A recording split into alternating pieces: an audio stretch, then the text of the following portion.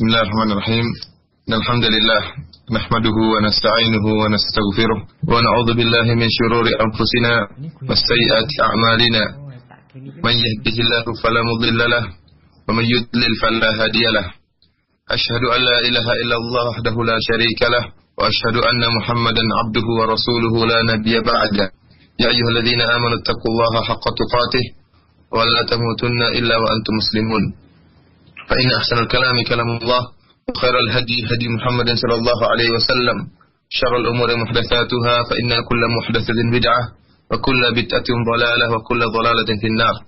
Ikhwani fillah wa akhwati fid din, azani Allah wa iyyakum. Alhamdulillah, pada pertemuan terakhir beberapa bulan yang lalu kita telah selesai dari babul istitabah, bab tentang adab-adab buang air atau adab-adab tatkala masuk WC atau kamar mandi. Dan seharusnya setelah bab ini kita akan bahas tentang bab al-masah alal khufain. Kita juga telah selesai dari bab siwak, dan semestinya sekarang kita tentang bab al-mashu alal khufain, tentang bagaimana membasuh khuf. Akan tetapi saya sengaja untuk melewatinya, saya lompat kepada bab selanjutnya karena menurut saya lebih penting, yaitu tentang babul madhi wa ghairihi. Demikianlah judul yang dibawakan oleh pengarang kitab Umdatul Ahkam, Abdul Ghani Al-Maqdisi. Beliau memberi judul bab ini Babul Madhi wa Ghairihi, yaitu bab tentang hukum madhi dan selain madhi. Maksud beliau adalah bab tentang hal-hal yang membatalkan wudu. Di antara yang membatalkan wudu adalah madhi dan juga yang selainnya. Ikhwani fillah wa akhwati fid din, azani Allah wa iyyakum. Kita ketahui bersama bahwasanya cairan yang keluar dari kemaluan laki-laki, demikian juga kemaluan wanita, yaitu ada beberapa macam, ada 3 macam. Yang pertama, cairan yang keluar dari kemaluan adalah al-mani, yaitu air mani. Dan keluarnya air mani ini memiliki ciri-ciri tertentu. Di antaranya, air mani keluar dengan mancar, yakhruju dif'an, keluar dalam keadaan mancar. Ini bagi yang sadar. Adapun seorang yang maninya keluar dalam keadaan tidur, tidak mesti keluar dalam keadaan terpancar. Yang penting jika seorang bangun tidur kemudian mendapati celananya dalam keadaan basah, meskipun dia tidak merasakan kelezatan, meskipun dia tidak merasakan terpancarnya air maninya, maka dia dihukumi dengan bahwasanya dia telah keluar air maninya tatkala tidur. Sebagaimana ditunjukkan oleh hadis Ummu Salamah yang diriwayatkan oleh Imam Al-Bukhari dan Imam Muslim, tatkala dia bertanya kepada Nabi sallallahu alaihi wasallam tentang seorang wanita yang melihat dalam yang tatkala dia mimpi sebagaimana seorang lelaki mimpi, yaitu bermimpi berhubungan jima tatkala tidur. Apakah wanita tersebut wajib untuk mandi? Maka kata Rasulullah SAW, qala na'am idza ra'atil ma'. Ya, wajib bagi wanita tersebut untuk mandi wajib jika tatkala dia terjaga, terbangun dari tidurnya, dia mendapati air keluar dari kemaluannya. Meskipun dia tidak sadar bahwasanya airnya keluar dalam keadaan mancar. Jadi saya katakan lagi bahwasanya mani itu ciri-cirinya yang pertama keluar dengan keadaan memancar bagi orang yang tersadarkan. Adapun orang yang tidur tidak disyaratkan mani tersebut dia rasa terpancar tatkala keluar. Yang kedua, ciri keluarnya mani, yaitu biasanya mani itu tatkala keluar orang merasakan kelezatan, ya.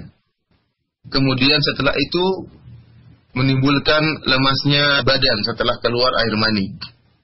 Ini adalah cairan pertama yang keluar dari kemaluan adalah air mani. Adapun cairan yang kedua adalah al-madhi. Al-madhi yaitu cairan putih yang dia agak kental dan keluar biasanya tatkala indal mula'abah, tatkala sedang bercumbu dengan istri, atau tatkala sedang menghayalkan atau memikirkan jima, tatkala syahwat sedang kuat, biasanya madhi ini keluar. Madhi ini keluar, ya. Bagi laki-laki tatkala kemaluannya sedang tegang, ya, atau sedang memikirkan jima atau sedang bercumbu dengan istri, biasanya keluar air madhi ini. Namun tatkala air madhi keluar tidak menimbulkan kelemasan tubuh. Terkadang seorang air madhinya keluar dalam keadaan tidak sadar. Tidak sadar, tahu-tahu madinya keluar. Ini cairan kedua yang keluar dari kemaluan ya. Jadi perbedaan utama antara madi dengan mani, yaitu madi keluar dengan tidak memancar dan tidak terpancar, dan yang kedua tidak menimbulkan kelemasan tubuh. Adapun cairan yang ketiga yang namanya al-wadi, yaitu cairan putih yang keluar sebelum buang air kecil atau setelah buang air kecil, terutama tatkala di hari-hari musim dingin. Dan ini hukumnya najis. Ya, wadi ini hukumnya najis dan juga mewajibkan wudu. Ikhwani fillah akhwati fid din azani Allah wa iyyakum. Adapun pembahasan yang kita akan bahas dalam hadis ini adalah tentang madi. Babul madi wa ghairihi. Al-madi dalam bahasa Arab ada 3 riwayat atau 3 kata tentang madi. Bisa disebut al-madiyu, bisa juga al-madhiyu, bisa juga al-madi. Jadi 3. Yang pertama al-madiyu dengan mentasydid huruf ya. Yang kedua al-madi dengan mengkasrah huruf zal namun ya-nya tidak ditasydid. Dan yang ketiga al-madhiyu dengan mensukun huruf zal. Ini semua kalimat atau lafal untuk kalimat madi. Kita bacakan hadisnya. An Ali bin Abi Thalib radhiyallahu anhu qala kuntu rajulan madda'an fastahyaitu an as'ala Rasulullah sallallahu alaihi wasallam lima kan ibnatihi minni. Kata Ali radhiyallahu ta'ala anhu, aku adalah seorang yang sering keluar madi. Jadi madda'an itu sighah mubalaghah yang maknanya sering keluar air madi. Sering keluar air madi. Demikianlah sifat Ali radhiyallahu ta'ala anhu. Kemudian apa kata Ali? Fastahyaitu an as'ala Rasulullah sallallahu alaihi wasallam. Namun aku malu untuk bertanya kepada Rasulullah sallallahu alaihi wasallam tentang hukum yang menimpaku ini, apa yang harus aku lakukan kalau sering keluar madi. Kenapa? Lima kan ibnatihi minni. Karena kedudukan putrinya di sisiku. Itu karena istri daripada Ali adalah Fatimah bintu Rasulullah sallallahu alaihi wasallam. Fatimah adalah putrinya Rasulullah sallallahu alaihi wasallam. Fa amartul Miqdad bin al-Aswadi fasa'alahu. Maka aku memerintahkan sahabat Al-Miqdad bin al-Aswad untuk bertanya kepada Rasulullah sallallahu alaihi wasallam tentang perkara yang menimpaku ini. Jadi Ali tidak bertanya langsung, akan tapi mengutus Al-Miqdad. Fasa'alahu, maka Miqdad pun bertanya kepada Rasulullah sallallahu alaihi wasallam. Apa kata Nabi sallallahu alaihi wasallam? Faqala yaghsilu dzakarahu wa yatawadda.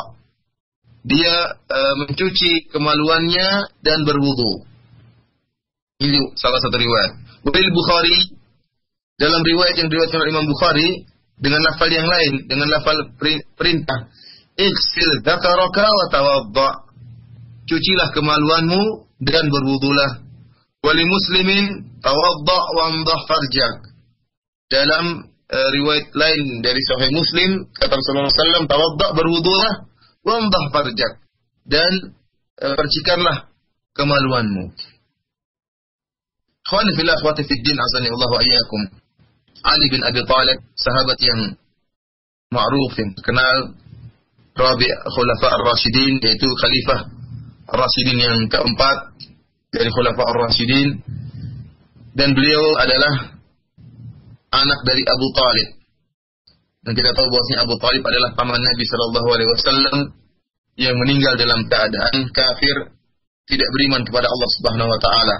Padahal Abu Talib mengakui bagaimana bagusnya agama Islam dan mengakui akan kebenaran yang dibawa oleh Nabi Muhammad sallallahu alaihi wasallam, akan tapi karena kecintaannya kepada nenek moyangnya, akhirnya dia pun tidak masuk dalam Islam sampai di akhir hayatnya tatkala Rasulullah sallallahu alaihi wasallam datang mendakwahi beliau. Tatkala Abu Talib dalam keadaan sakit parah, kata Rasulullah SAW, ya ammi qul la ilaha illallah kalimatan uhaju bika laka indallah.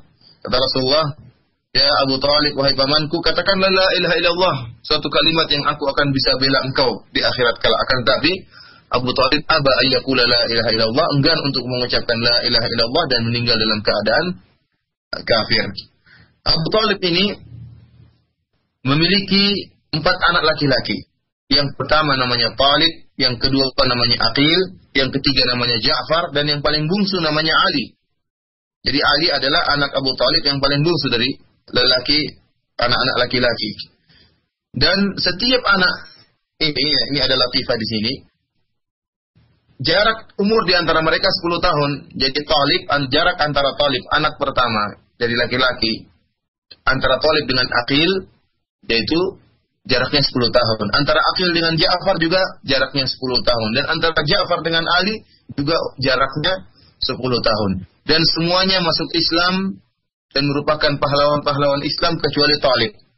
Talib mati dalam keadaan kafir. Adapun Aqil, Ja'far dan Ali, mereka semua adalah para sahabat radhiyallahu taala anhum dan merupakan pahlawan-pahlawan Islam. Adapun ibu mereka adalah Fatimah bintu Asad bin Hashim bin Abdi Manaf, istri daripada Abu Talib, yang dia merupakan ibu daripada Talib, Aqil, Ja'far dan Ali. Adapun istri dari Abu Talib ini dia meninggal dalam keadaan Islam, bahkan dia berhijrah juga dan meninggal dalam keadaan Islam. Dialah yang menamakan Ali dengan Haidarah. Dikisahkan bahwasanya tatkala Fatimah, ibu daripada Ali ini, melahirkan Ali radhiyallahu taala anhu, tatkala itu ayahnya belum datang, Abu Talib belum datang. Maka ibunya ini pun memberi nama Ali dengan nama Haidarah. Haidarah maknanya adalah singa yang paling garang, yang paling berani. Karena singa itu bermacam-macam. Di antaranya namanya Haidarah, yaitu jenis singa yang paling berani. Itulah ibu Ali pun menamakan Ali dengan Haidarah. Tatkala datang Abu Talib, bapaknya Ali, maka Abu Talib pun melihat namanya nama yang mungkin agak ngeri atau sangar, maka dia pun merubah Haidarah dengan nama Ali. Oleh karena tatkala Ali radhiyallahu taala anhu berduel dengan seorang kafir, maka Ali pun menakut-nakuti orang kafir tersebut. Tatkala di medan peperangan, dia berkata, "Ana alladzi sammati ummi Haidarah kalaifi ghabatin karihil manzarah." Kata dia, sayalah yang ibuku telah memberi namaku dengan nama Haidarah, singa. Kalaifi ghabatin karihil manzarah, seperti singa yang ada di hutan yang sangar wajahnya.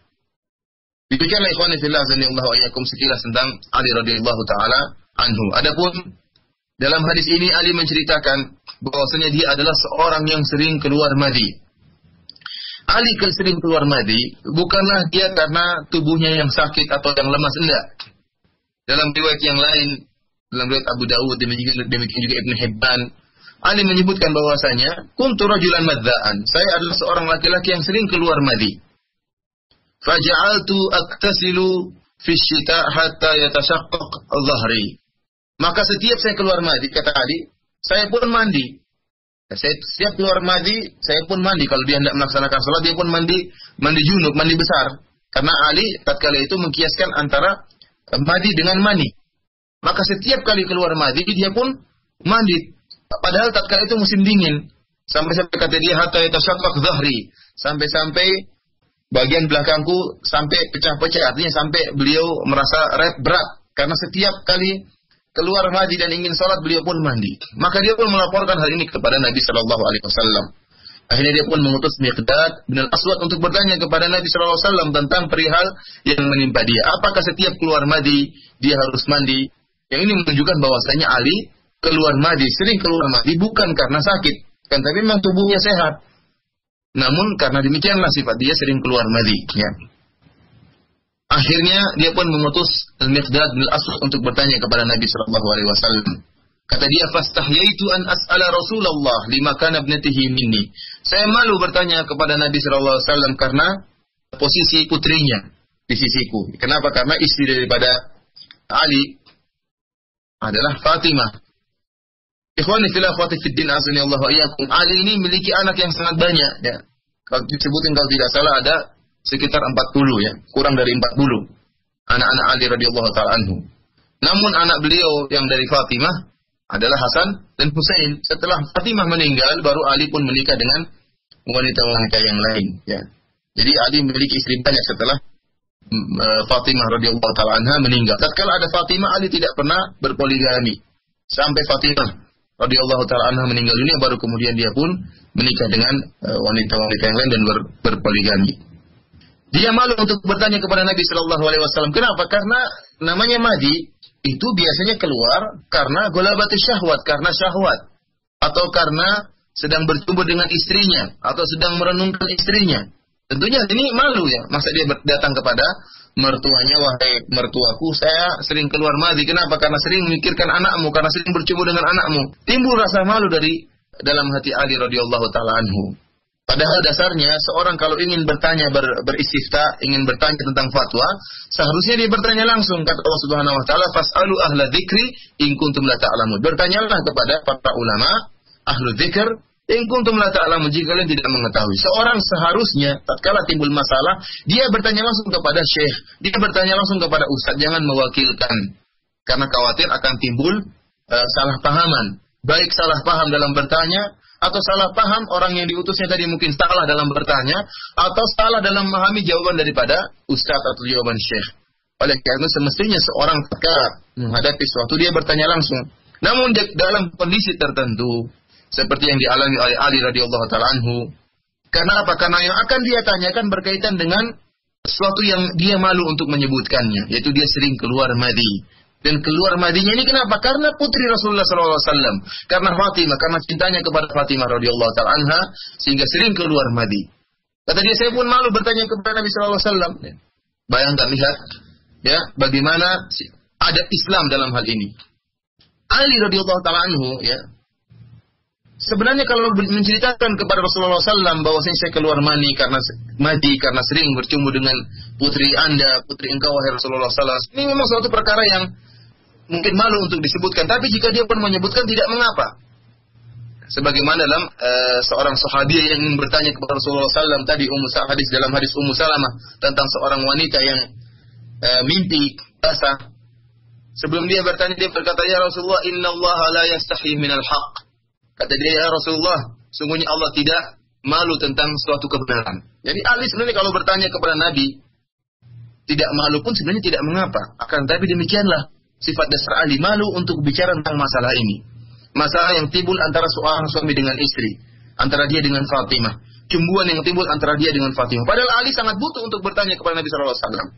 Maka sungguh celaka orang-orang yang mereka tanpa malu-malu kemudian menceritakan apa yang terjadi antara dia dengan istrinya. Tatkala berjima dengan istrinya, membongkar apa yang dia lakukan dengan antara dia dengan istrinya. Ini dilarang dalam syariat Islam. Tidak boleh seorang wanita kemudian menceritakan bagaimana suaminya menjima dia, bagaimana tatkala dia tidur dengan suaminya. Demikian juga seorang suami tidak boleh menceritakan kepada orang lain tentang bagaimana hubungan dia dengan istrinya di atas ranjang. Ini hukumnya haram dan dilarang oleh Rasulullah SAW. Lihatlah bagaimana Ali radhiyallahu taala anhu. Dia padahal butuh untuk bercerita kepada Nabi karena sekarang dia sering keluar madhi, akan tapi dia malu. Akhirnya dia pun mengutus Al-Miqdad bin Al-Aswad untuk bertanya kepada Nabi SAW. Maka dia pun bertanya, apa kata Nabi SAW? Yaghsilu dzakarahu wa yatawadda. Hendaknya dia, kata Rasulullah SAW, Ali atau dia mencuci zakarnya dan berwudu. Dan di sini antum perhatikan, Ali radhiyallahu anhu menerima kabar yang diberikan oleh Miqdad bin Aswad. Dia telah mengutus Miqdad bin Aswad untuk bertanya. Setelah itu Miqdad bin Aswad memberi jawaban bahwasanya Rasulullah telah berfatwa demikian. Ali pun menerima. Ini menunjukkan akan diterimanya khabar ahad. Dan ini mutawatir di kalangan para sahabat. Para sahabat menerima khabar ahad. Khabar yang diriwayatkan oleh satu orang. Selama orang tersebut fiqh, terpercaya dan dipercaya, maka khabarnya diterima. Sebagaimana Ali radhiyallahu anhu mengutus Miqdad untuk bertanya kepada Nabi dalam urusan masalah agama. Dan hadis yang membahas tentang masalah sangatlah banyak. Rasulullah SAW mengutus Mu'adz bin Jabal ke Yaman untuk mengajarkan akidah, untuk mengajarkan fikih. Dia sendiri diutus. Berarti diterimanya khabar ahad. Demikian juga di sini Ali radhiyallahu anhu mengutus Al-Miqdad bin Aswad untuk bertanya kepada Nabi. Kemudian Miqdad bin Aswad melaporkan kepada Nabi hasil fatwa yang didengarnya dari Nabi. Dan Ali radhiyallahu anhu menerima. Kalau dia tidak menerima khabar ahad, kenapa dia mengutus Miqdad sendirian? Mestinya mengutus 10 orang untuk bertanya kepada Rasulullah sallallahu alaihi wasallam. Apa jawaban Nabi sallallahu alaihi wasallam? Yaghsilu dzakarahu wa yatawadda. Dia mencuci zakarnya dan berwudu. Ikhwani fillah akhwati fiddin azani Allah wa iyyakum. Di sini dalam lafal ini lafal Muslim ya, dalam Kitabul Haid Babul Madhi, Rasulullah SAW menggunakan lafal khabar, yaghsilu, bukan yaghsil, bukan lafal perintah, fil amr, tetapi lafal khabar, yaghsilu, dia mencuci, bukan hendaknya dia mencuci. Cucilah. Tapi kata Rasulullah SAW, dia mencuci. Yaksilu dzakarahu. Dan ini, khabar ini maknanya amar, maknanya perintah. Bahkan para ulama menyebutkan, kalau perintah diungkapkan dengan khabar, maka perintah tersebut lebih kuat dan lebih ditekankan. Sebagaimana firman Allah Subhanahu wa taala, "Wal mutallaqatu yatarabbasna bi anfusihinna thalathata quru." Wal mutallaqatu yatarabbasna. Kata Allah Subhanahu wa taala, orang-orang para wanita-wanita yang ditalak, yang diceraikan oleh suami mereka, yatarabbasna, menunggu. Allah menggunakan kalimat khabar. Namun maksudnya apa? Hendaknya mereka menunggu, perintah untuk menunggu di masa iddah.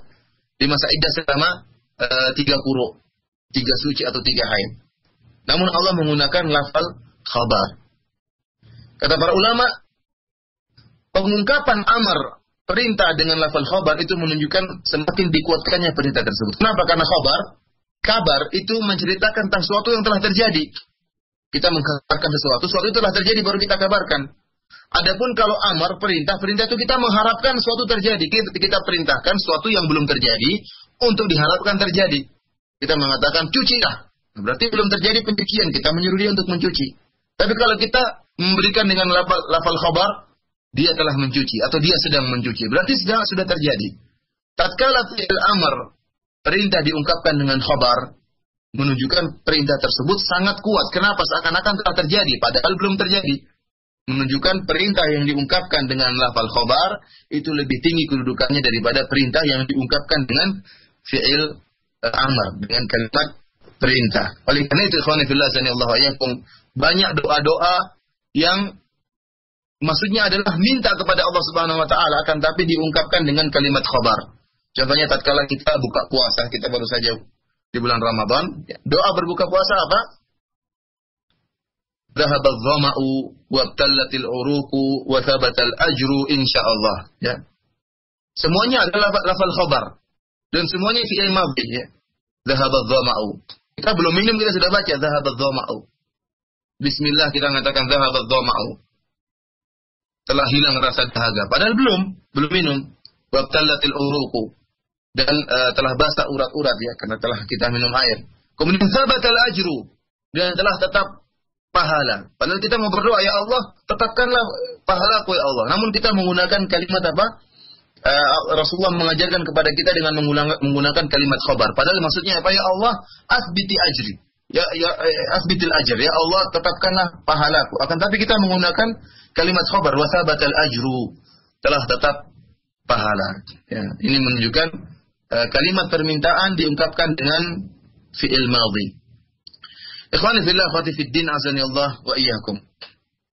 Di sini kata Rasulullah SAW, yaksilu dzakarahu wa yatawadda, menggunakan waw. Jadi dia cuci zakarnya, cuci kemaluannya, kemudian yatawadda, dan dia berwudu. Dalam riwayat Bukhari dengan fi'il amr, kata Rasulullah SAW, iksil dzakaraka wa tawadda, cucilah kemaluanmu dan berwudulah. Yang jadi masalah dalam riwayat Muslim dan riwayat yang lain, kata Rasulullah SAW, tawadda wamdah farjak, berwudulah dan cucilah kemaluanmu. Di sini dalam riwayat Muslim, riwayat yang lain, Rasulullah mendahulukan wudu, baru kemudian mencuci kemaluan. Jadi wudu dulu baru cuci kemaluan, jadi iskal, jadi permasalahan di antara para ulama. Sampai-sampai sebagian ulama mengatakan boleh seorang setelah berwudu baru kemudian bersihkan kemaluannya, boleh. Bagi yang mengatakan bahwasanya memegang kemaluan secara langsung hukumnya batal, maka tatkala dia membersihkan kemaluannya dengan menggunakan perantara, dengan menggunakan kain misalnya atau plastik, ya. Setelah berwudu masih boleh membersihkan kemaluan. Karena Rasulullah mengatakan tawadda wamdah farjak. Berwudulah dan bersihkanlah kemaluanmu. Artinya bersihkanlah kemaluanmu. Namun Allah alam, yang rajih bahwasanya waw itu tidak memberikan faedah tertib. Asalnya kalau kalimat waw dan dalam bahasa Arab itu asalnya kalimat itu munasak, artinya kalimat itu fi tansih. Kalimat itu artinya teratur. Namun tidak wajib ada hukum tertib. Tertib menurut waktu. Contohnya dalam Al-Qur'an Allah Subhanahu wa taala berfirman, in hiya illa hayatuna dunya namutu wa nahya. Allah menceritakan tentang perkataan orang-orang kafir. Mereka mengatakan in hiya illa hayatuna dunya namutu wa nahya. Ini hanyalah kehidupan dunia. Kita mati dan kemudian kita hidup. Atau maksudnya apa? Hidup dulu baru mati. Mereka ingin mengikat adanya hari kiamat. Mereka mengatakan in hiya illa hayatuna dunya namutu wa nahya. Ini hanyalah sekedar kehidupan dunia. Kami mati dan kami hidup. Padahal seharusnya kami hidup kemudian kami mati masuk dalam kuburan. Namun Allah mengedepankan kalimat kami mati sebelum kami hidup. Padahal di dunia ini hidup dulu baru kemudian meninggal. Demikian juga di antara dalil bahwasanya wawu tidak memberikan faedah tertib. Dalam Al-Quran dalam dua ayat dalam surat Al-Baqarah dengan surat Al-A'raf. Dalam surat Al-Baqarah Allah mengatakan wadkhulul ba tentang orang-orang Bani Israel. Allah perintahkan kepada mereka wadkhulul baba sujjada wa qulu hittah. Masuklah, jadi udkhulul bab, masuk pintu dulu dalam keadaan sujud, baru perkataan hittah. Ya. Dalam surat Al-A'raf terbalik. Wa qulu hittatu wadkhulul baba sujjada. Perkataan hittah baru kemudian masuk pintu dalam keadaan sujud. Padahal kita tahu kejadian itu cuma sekali. Namun dalam surat Al-Baqarah Allah mendahulukan wadkhulul baba sujjada baru kemudian wa qulu hittah. Dalam surat Al-A'raf sebaliknya wa qulu hittatun wadkhulul bab. Jadi wawu di situ tidak menunjukkan adanya tertib. Meskipun asalnya kita berjalan sesuai dengan aturan sebagaimana tatkala Rasulullah SAW ingin sa'i dari Safa dan Marwah, dia mengatakan abda'u bima bada Allahu bih. Aku sa'i dari Safa kemudian ke Marwah. Sebagaimana Allah mendahulukan penyebutan Safa kemudian Marwah. Inna Safa wal Marwata min sya'airillah dalam Al-Qur'an. Semuanya Safa dan Marwah merupakan syiar-syiar Allah Subhanahu wa taala. Maka Rasulullah mendahulukan dari Safa kemudian Marwah karena Allah menyebutkan Safa dulu baru kemudian Marwah. Jadi asalnya tatkala ada kalimat digabungkan dengan huruf wawu kita berjalan sesuai dengan aturannya. Kecuali ada dalil yang memalingkannya. Contohnya dalam hadis ini. Dalam hadis ini wudu disebutkan dahulu baru kemudian mencuci kemaluan. Bagaimana kita sudah wudu dulu baru pegang kemaluan mencuci kemaluan.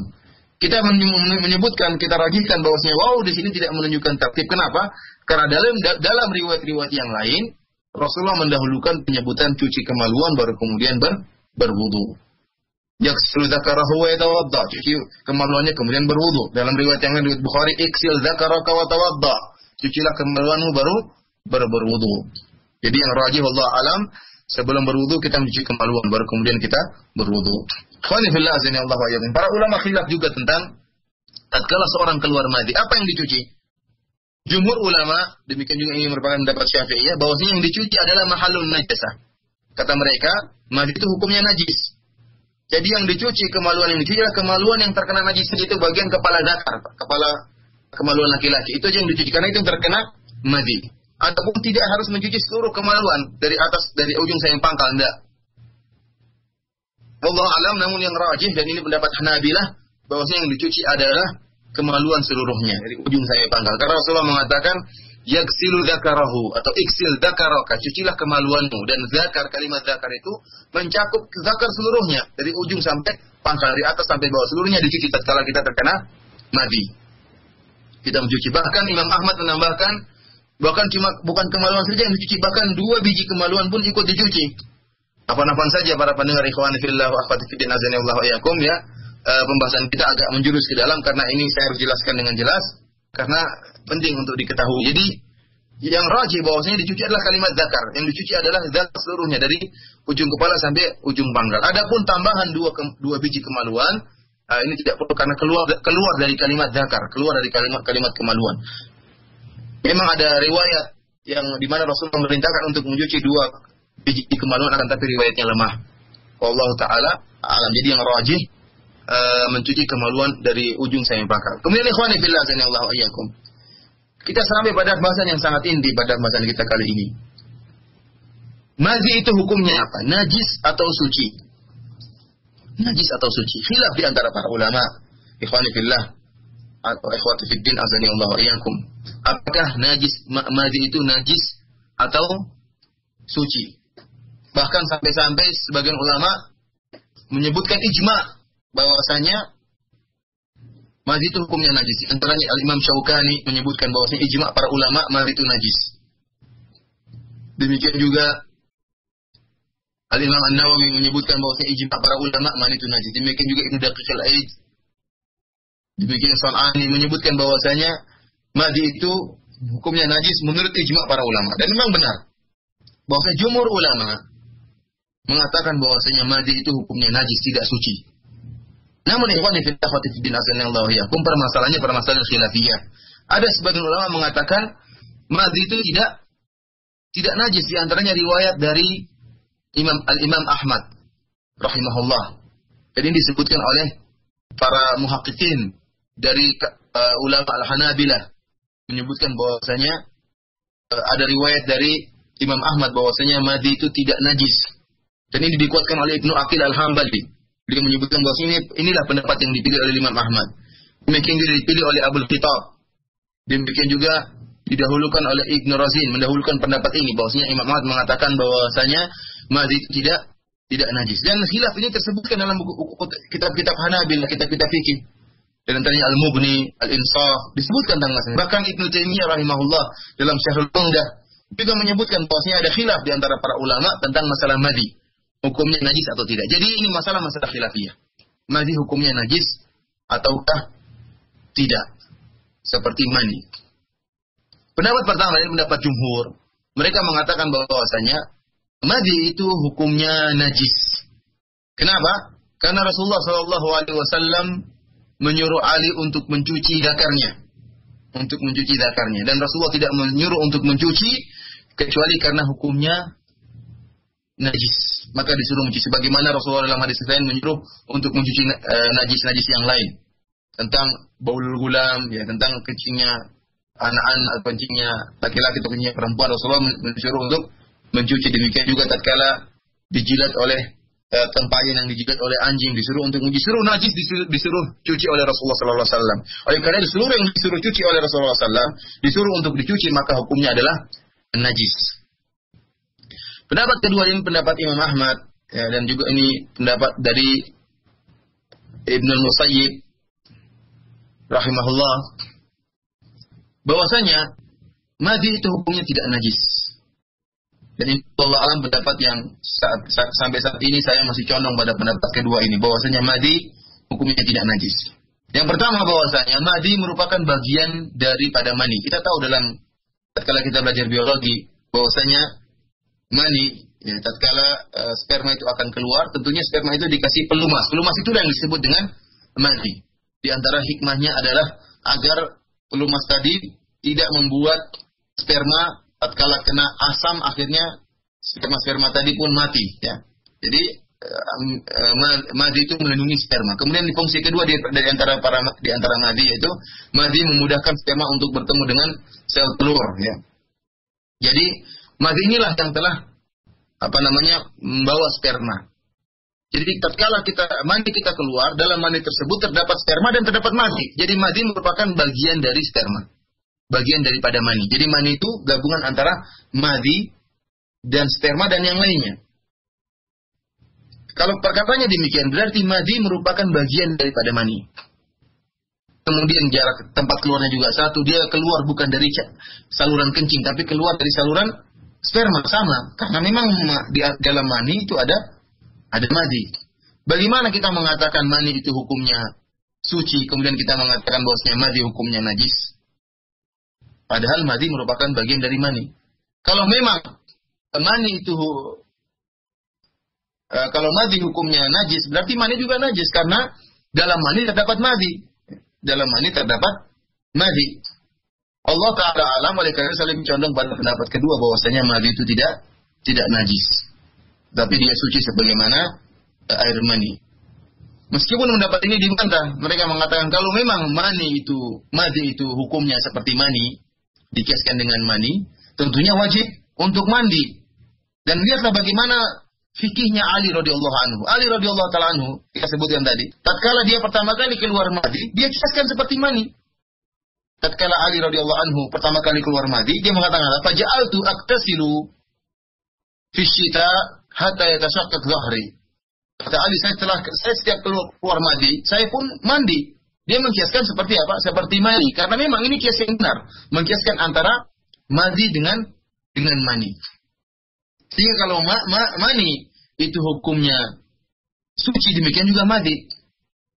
Nah, mereka mengatakan kalau memang Orang-orang yang mengatakan madi itu najis, mereka mengatakan kalau memang madi itu hukumnya seperti mani sama-sama suci, berarti kalau orang keluar madi harus mandi. Harus mandi. Kita mengatakan tidak demikian, tidak harus mandi karena perkaranya berbeda ya. Mani itu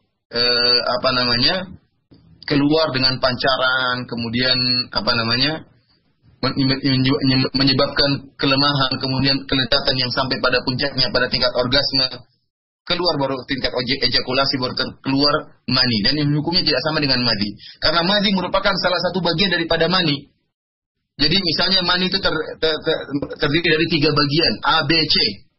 Adapun madi dia ada A-nya saja. Tentunya A tidak sama dengan A, B, C.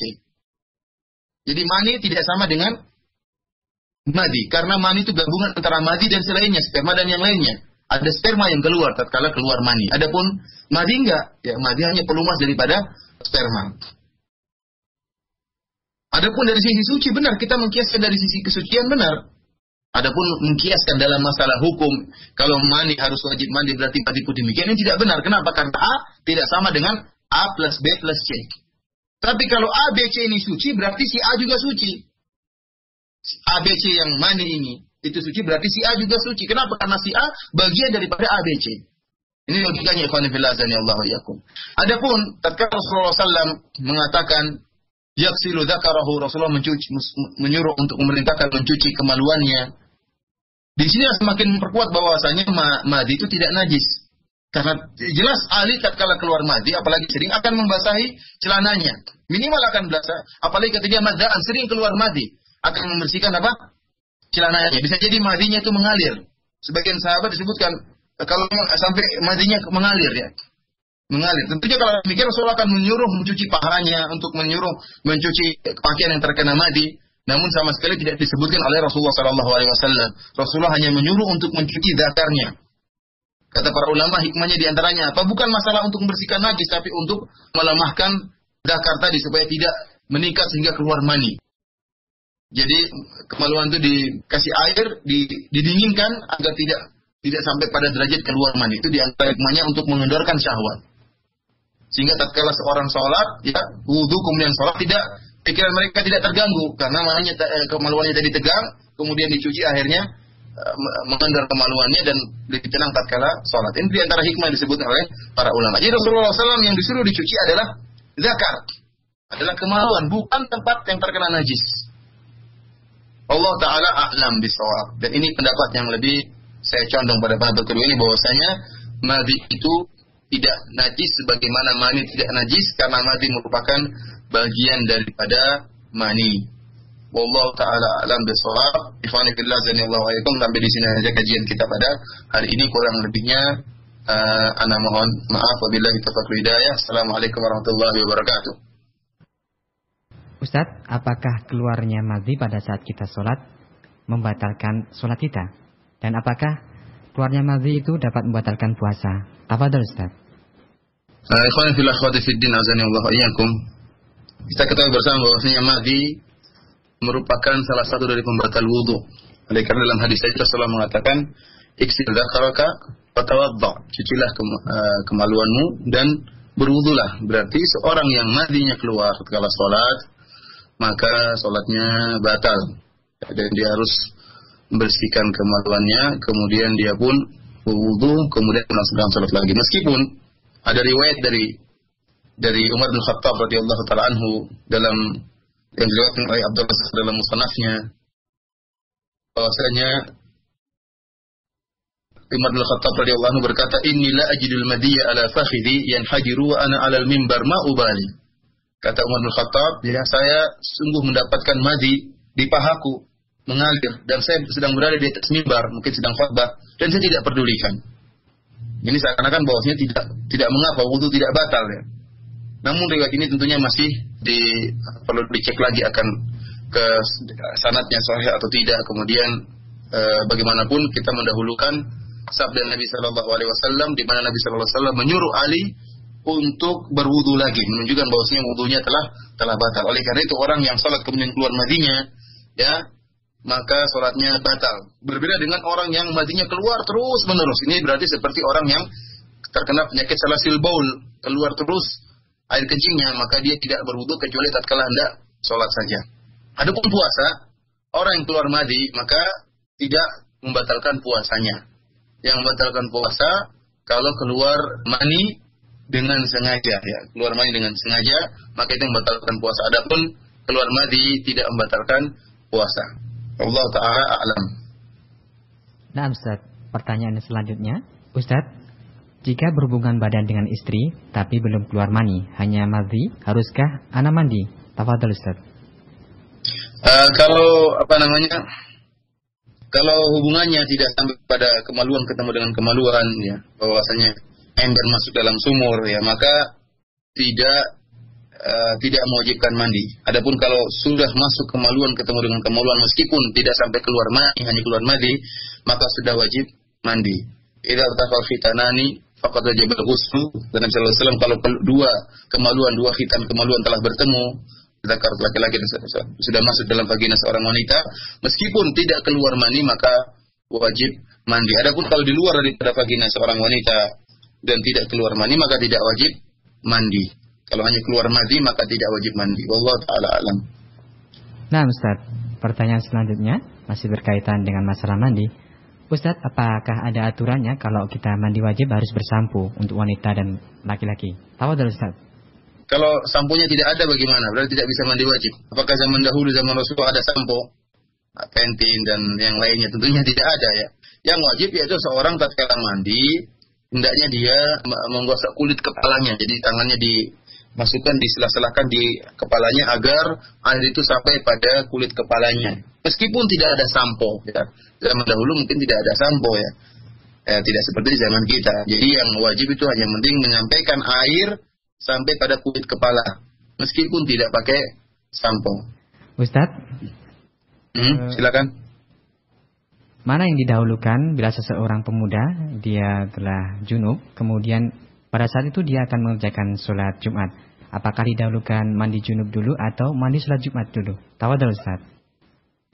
Masalah ini masalah khilafiyah di antara para ulama. Apakah mandi junub itu bisa digabungkan dengan mandi Jumat, ataukah mandi junub dulu baru mandi Jumat?